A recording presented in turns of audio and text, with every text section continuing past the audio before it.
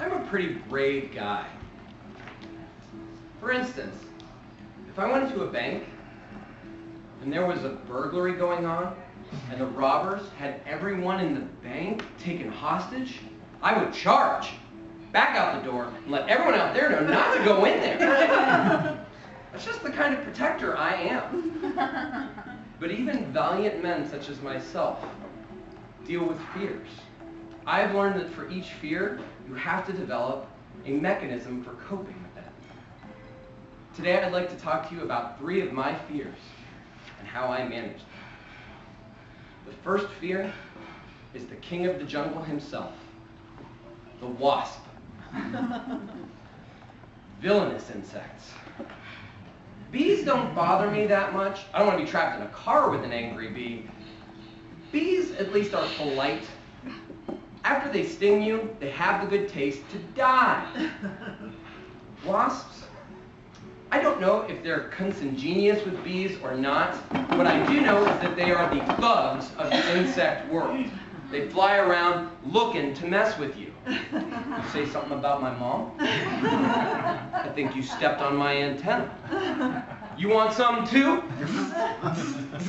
And then back to the hive to let everyone there know how they messed up many people's days. If you're going to take out a bully like this, you need a secret weapon. That's how I've learned to take on this fear head on. The most recent time, I saw one of these hooligans flying around my living room. I walked in there like the Terminator. I pulled out my secret weapon and shot the wasp with Windex.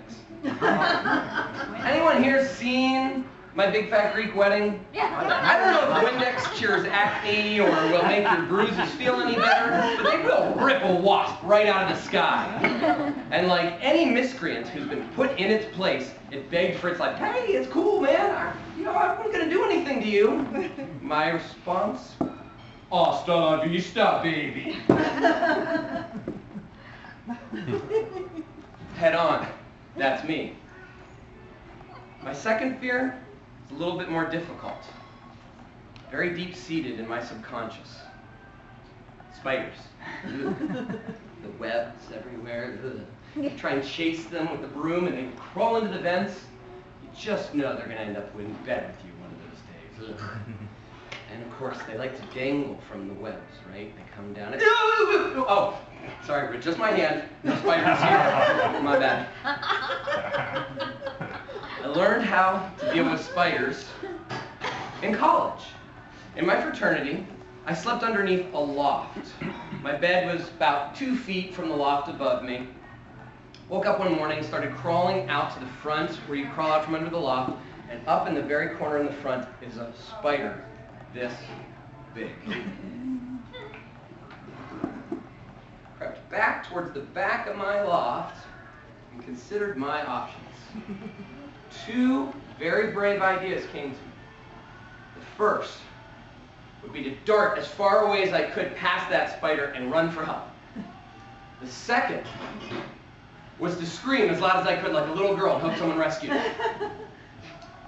People have since pointed out that there was perhaps a third option. I considered it. But waiting for death just didn't seem all that brave to me. I dove by that spider and found a fraternity brother to come kill it for me. Learn my lesson. Find someone else to take care of that fear for me. I married a lovely woman who's not scared of spiders. Don't worry. She gets manly stuff from me. I kill cockroaches. Good trade, right? She takes out the spiders, I take out the cockroaches. My third fear could not be sent to anybody else.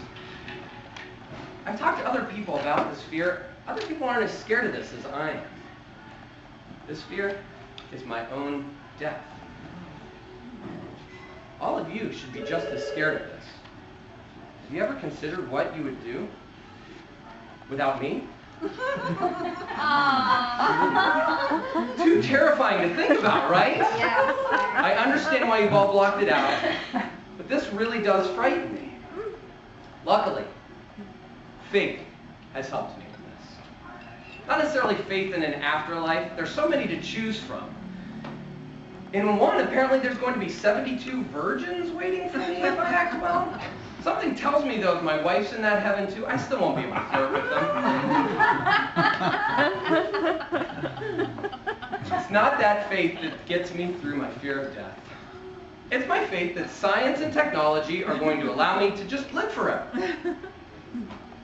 I'm going to hang on to this life for the next 200 years, and then, when all else fails, I will finally let go and download my conscience to the internet for my own private heaven, where I can surf sports blogs all day and download movies.